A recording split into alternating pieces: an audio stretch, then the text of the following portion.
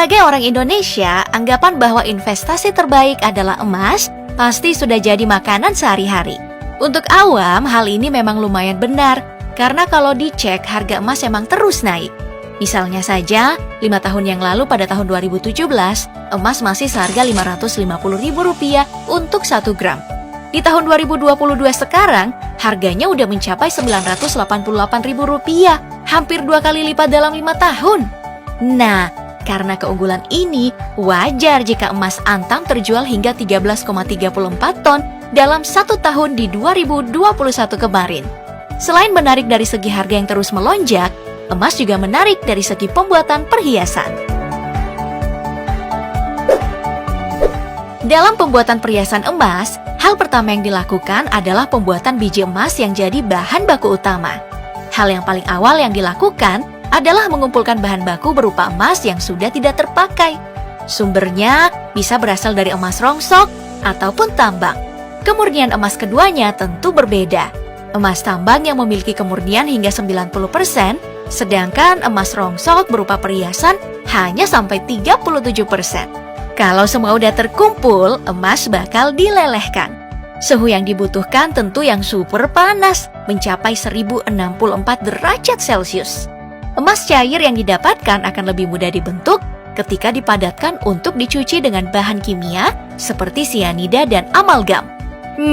Dengar kata sianida sih buat kita jadi ngeri-ngeri gimana gitu ya, karena udah banyak pembunuhan pakai bahan kimia tersebut. Nah, tujuan untuk pencucian ini ya untuk membersihkan zat-zat yang tidak diperlukan untuk mencapai kemurnian tertinggi dari emas. Saat menjadi batang emas pertama, bisa kita lihat kalau emasnya belum bersih betul ya. Makanya untuk sekali lagi emas ini bakal dicairkan lalu dicuci dengan klorin. Kalau sudah cair, sedikit demi sedikit emas bakal dituang ke dalam cairan khusus untuk memperoleh biji emas yang lebih murni. Apakah sudah cukup sampai di situ? Tentu tidak, Pop Gengs, karena emas ini bakal dicuci lagi dengan bahan kimia bernama Aqua Regia. Fungsinya itu untuk mencairkan emas yang kemudian dipadatkan menjadi pasir emas. Wah, pantas ya prosesnya harus pakai mesin khusus. Emas aja mencair, apalagi kulit manusia. Kayaknya bisa buat nangis 7 hari 7 malam. Kalau udah jadi pasir, di sini emas mencapai kemurnian tertingginya dan siap untuk dilelehkan ulang. Lelehannya kembali dimasukkan ke cairan khusus dan jadi deh biji emas yang siap untuk diolah menjadi berbagai macam perhiasan.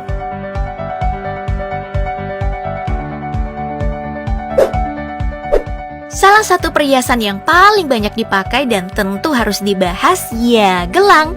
Pembuatan gelang paling satisfying yang ditemukan ada nih di Korea karena prosesnya yang lumayan rumit dan panjang.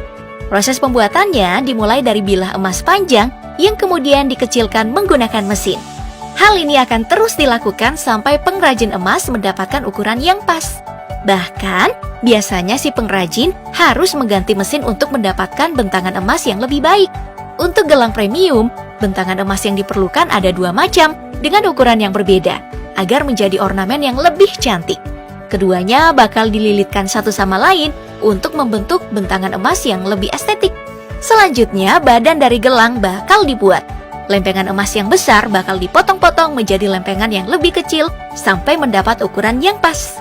Kalau ukurannya dapat, tiap sisinya bakal dibuat bergerigi sebagai metode khusus untuk membuat gelang premium. Untuk membuat gelangnya lebih cantik, badan gelang bakal dibuat mengkilap. Kalau keduanya udah jadi, badan gelang dan juga ornamen bakal dililitkan secara manual. Ketelitian jadi kunci utama nih dalam proses ini untuk mendapatkan hasil yang maksimal. Nah, setelah selesai dililit, gelang mulai dibengkokkan dan dipasangkan penyambungnya. Oke, dari gelang kita pindah lagi nih ke kalung emas. Pembuatannya hampir sama sih dengan gelang tadi, di mana batang emas ditarik-tarik sampai tipis. Hal berbeda baru terlihat saat bentangan emas yang dihasilkan dililitkan pada ruas besi kecil agar membentuk bentangan emas seperti per. Gulungan ini yang kemudian dipotong untuk mendapatkan emas yang tidak bulat sempurna. Nah, tiap emas ini akan disambungkan satu sama lain secara manual dan terbentuklah kalung rantai yang diinginkan. Untuk liontinnya sendiri, prosesnya juga cukup rumit untuk dibuat. apalagi kalau bentuknya susah. Contohnya liontin berbentuk hewan ini. Hal pertama yang dilakukan adalah memotong lempeng emas sesuai bentuknya. Kemudian liontin akan disempurnakan mulai dari dipotong hingga dicuci. Kalau sudah selesai, liontin kemudian diukir menggunakan mesin khusus. Wah, kalau nggak pakai mesin nggak kebayang sih pegelnya gimana.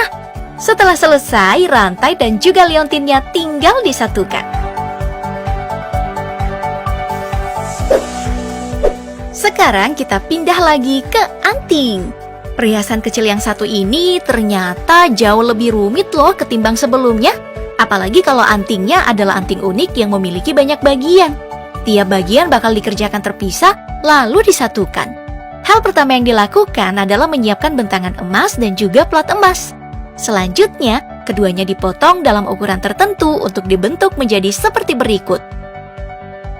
Kalau ukurannya sesuai, maka plat besi akan ditambahkan ke dalam ornamen untuk mempercantik bagian anting.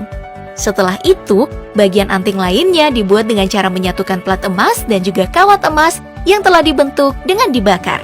Kalau sudah, bagian ini bakal dibuat cekung untuk memberi tekstur yang kemudian untuk disatukan. Penyatuannya sama dengan tadi, yaitu dengan dibakar. Hal tadi bakal terus diulang hingga mendapatkan beberapa bagian anting yang cantik yang kemudian disatukan.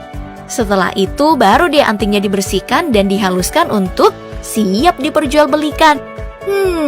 Dari banyaknya usaha yang dikeluarkan seorang pengrajin untuk satu anting, wajar jika anting memiliki nilai jual yang lebih tinggi ya.